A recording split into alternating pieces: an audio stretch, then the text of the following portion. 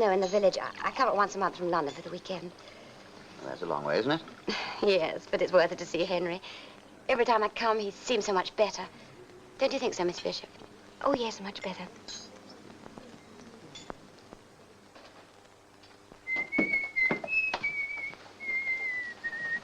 Hello.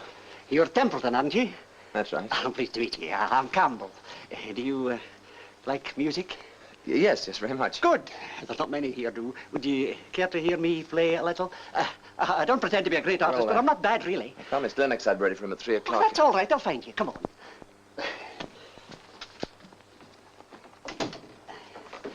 Sit down, will you?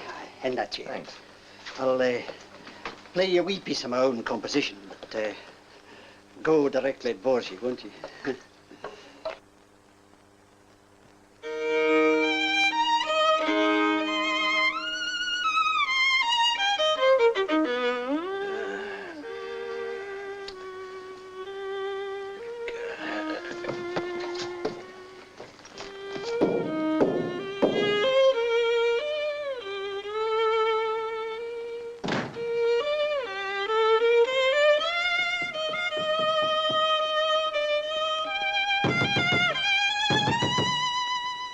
No notice. You're going to stop that row, aren't you? I'll tell the doctor if you don't. You know perfectly well I'm allowed to play when it's not in silence hours. If you could play, yes, but not that infernal squeaking.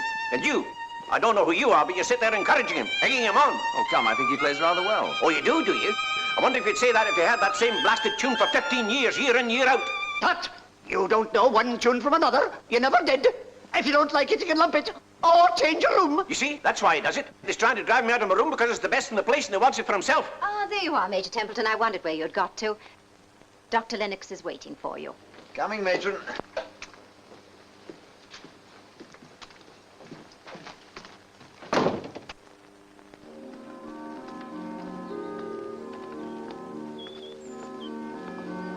Not so fast, Helen. I'm not as strong as you are.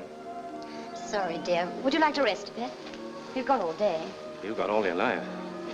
For the present, dear, we've only got the weekend. Don't let's spoil it all by quarreling again. I don't know why you wanted to waste the money. We really can't afford it. I'm glad you mentioned money. That's what I really wanted to talk to you about. I thought there was a catch in it. Oh, Henry, please. I'm sorry, dear. What is it? Sit down, dear. Do you remember the Austins? They went to India 3 years ago. Yes, why? Well, they're back, and they can't find anywhere to live. There's only the two of them. I thought it might be a good idea if we let them have half the house. They pay decent rent, and you wouldn't have to let Tom help us. I know how that worries you. Well, dear, what do you think? Why ask me? I thought we ought to talk it over. After all, our home's always meant so much to us. Our home's nothing to do with me anymore. Oh, it is, Henry. It's as much yours now as ever it was. All your things are there, just as you left them. Well, throw them away, give them away. I'll never use them again. Don't, Henry. You're right to think about your future and plan for it. But leave me out. You just seem to enjoy hurting me. Well, you shouldn't begrudge me that little pleasure, my dear. I shall be dead soon, and you can go on living for years and years and have a good time. It's not fair, Henry. Everything that's humanly possible is being done for you here. Then why don't they take more notice of me? Why don't they bother when my temperature goes up? Because they've given me up. They know it's a waste of time. They know I'm for it. There's no need to torture yourself like this. Why should this happen to me? Why? It's cruel and unjust. I could understand it if I'd led a wild life, played around with women, kept late hours. I should have deserved it then. I haven't done any of these things. It's monstrously cruel. Lots of people here are worse than you are, Henry. Much worse. Oh, come on. It's not like you to be so full of self-pity. You're just like all the rest of them. Come on, jolly him up. Pretend it's not as bad as it is. But I know what the truth is. You can't fool me. Look, Henry. Shall I let the Austins have the house or not? I don't care what you let them have, as long as you leave me in peace. I only want to be left alone. Strange how the Chesters quarrel. I hear he looks forward to her visit so eagerly it's almost pathetic. And now that she's here... Anticlimax, probably. Cigarette? Well, no, thanks. Strictly forbidden, doctor's orders. Same here. Lennox tells me if I don't give him up, he'll give me up. Well, one can live forever, and I've had a thundering good time. In the army? No, you are, aren't you? I was. Retired 3 years ago. Cramped my style. I've had a lot of fun since then. No, what sort of fun? Oh, you know, racing, hunting, shooting. South of France in the summer. It's a great place for the girls. So I've always heard. I like it pretty. It's one of my weaknesses. You married? No. I'm not either, and I don't intend to be. I like my freedom. Good afternoon, Mr. Ashenden. Oh, hello. Who's that? Miss Bishop. Easy on the eye. I wouldn't try anything there if I were you. Why? Oh, she knows her way around. She's not as unsophisticated as she looks. How did you find that out? I had a talk with her after lunch. She's been in one sanatorium or another for the last 8 years, poor kid. I wonder if she'd like someone to hold her hand and be a big brother to her. I wonder.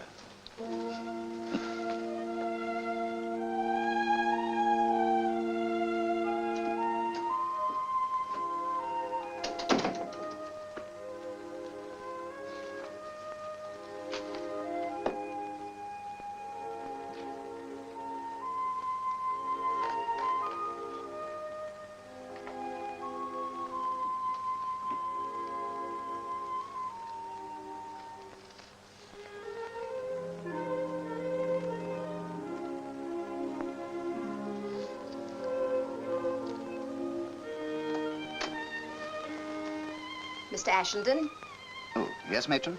7 o'clock bedtime. Oh, so early? So late, you mean? You should have been in bed at 7, not just going.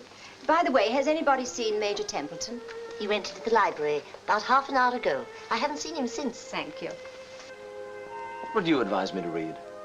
I don't know what your tastes are. What about Jane Austen? Oh, I've never heard of her. Hasn't your education been rather neglected? Dreadfully.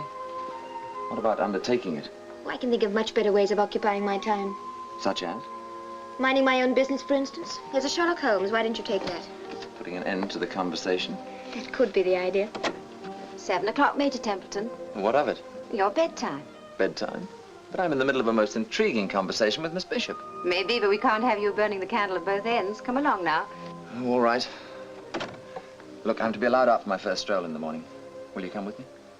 Well, I'm not very strong yet. Well, if you put it like that, I don't quite see how I can refuse. There's a kind lady.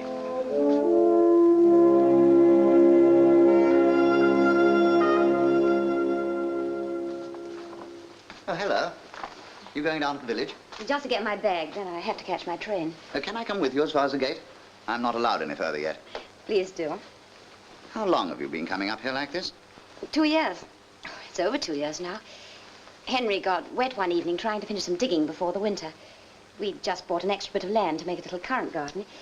He caught a cold and, well, it turned to this. He's getting on all right now. Do you really think so? I'm so terribly worried. You mustn't be too unhappy about him. It's a long, slow business.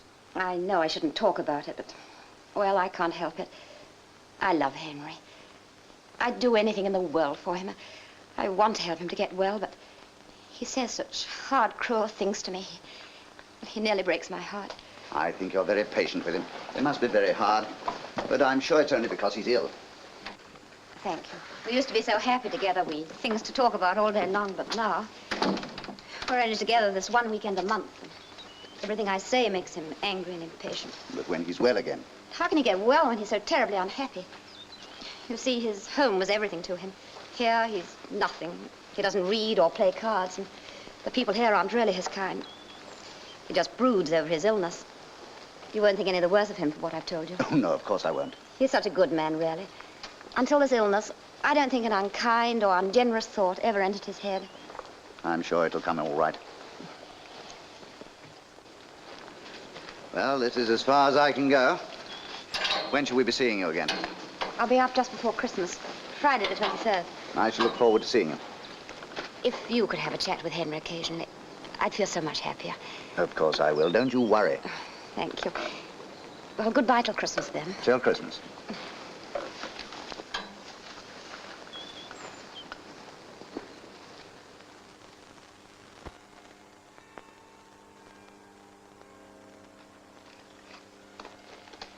I'm sorry Mrs. Hammond won't be here to see this. She was always so keen on a tree.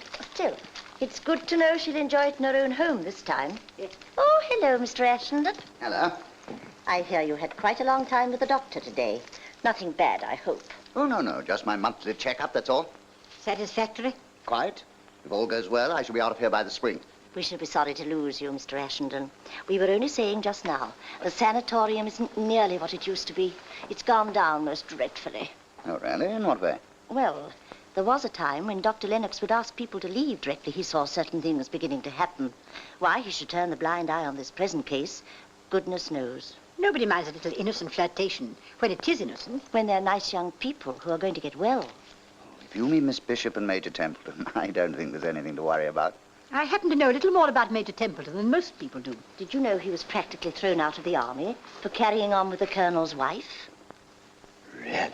He took my poor niece to Goodwood, lost £100 on one race, and then borrowed half a crown from her to tip the taxi driver. He's a terrible man. He's not fit to be in a sanatorium at all. And the way he's carrying on with that poor, innocent Miss Bishop, it's horrible. You know, the more I look at you, the more I like you. You're a very pretty girl. Thank you. I suppose a lot of fellas have told you that. A certain number, but it hasn't got them any further. That's not very encouraging. It wasn't meant to be. You know, I've been in and out of sanatoriums for the past 8 years, and I've developed quite a technique for dealing with predatory males. Oh, and you think I'm a predatory male? You have all the earmarks. You're frank, if nothing else. The chances are that we shall be here for a good long time. And I think it just as well we come to an understanding right away. Flirting bores me. All right. There's no reason why we shouldn't be good friends, is there? None? You don't dislike me? Not positively. I improve on acquaintance, you know. That, of course, remains to be seen. And you don't mind if I say I like you very much? I can't imagine why. You know, I've never met anyone like you. Would it be inquisitive if I asked how many women you'd said that to? Dozens. That's better. You know, I think we're going to get on very well together.